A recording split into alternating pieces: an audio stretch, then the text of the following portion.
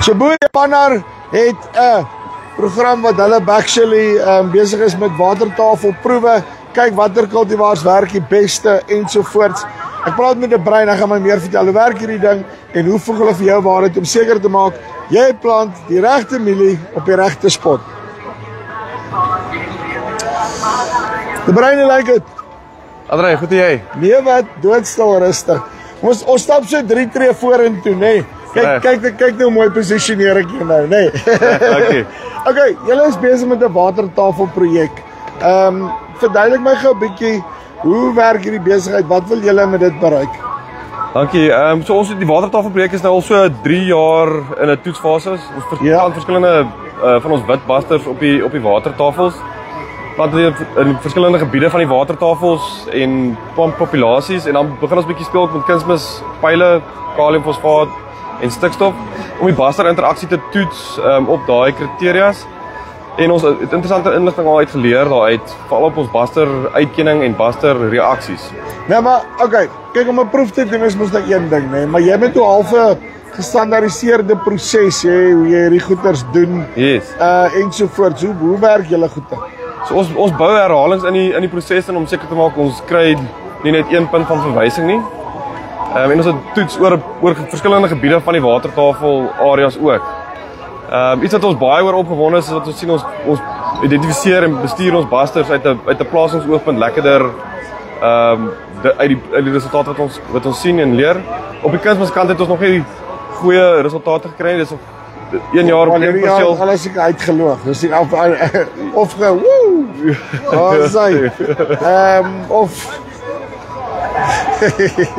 ja, of opgelos. Yes. Ja, so ek dink eerste jaar het ons 'n perseel gehad en hierdie jaar het ons 'n ander perseel en nou met die moeilike jaar het ons nog nie baie inligting nie, maar dit is 'n proses wat ons in werking gaan hou om daai baster spesifieke inligting aan die kliënt ook te gee. Nou, hoe pas dit ding soos Pan Agri by die besigheid in? Ja, so Pan Agri is 'n embleem waar ons al ons proewe en proefmetodes onderlys. Ons het multi-strip proewe, so statistiese proewe waar ons nuwe genetika toets teen die bestaande uit kompetisie en ons eie pipeline om seker te maak ons kan die verbetering in die breed nuwe genetika uit te wys.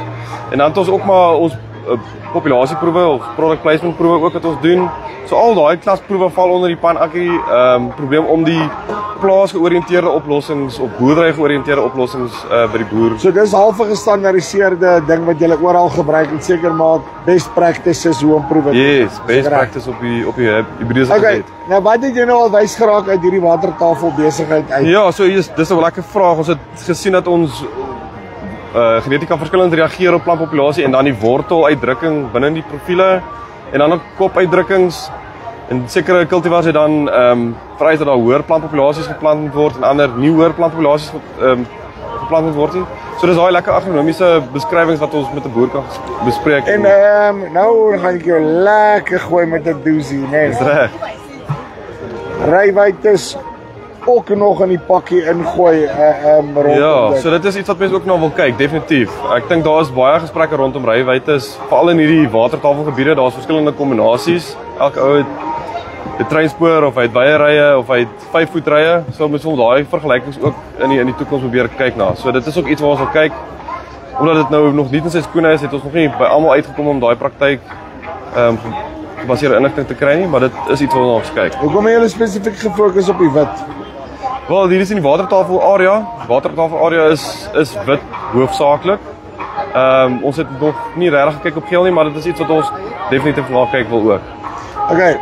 Ek wil nou van hierdie inligting hê rondom hierdie proewe en al hierdie goeters, net om te sien, luister hier, hoe het die goed gevaar, watter tipe cultivars. Ek seker van julle gaan 'n korrelasie kry oor watter tipe cultivars, watter tipe genetika op die einde van die dag beter doen in watertafellande wanneer jy klaar ding.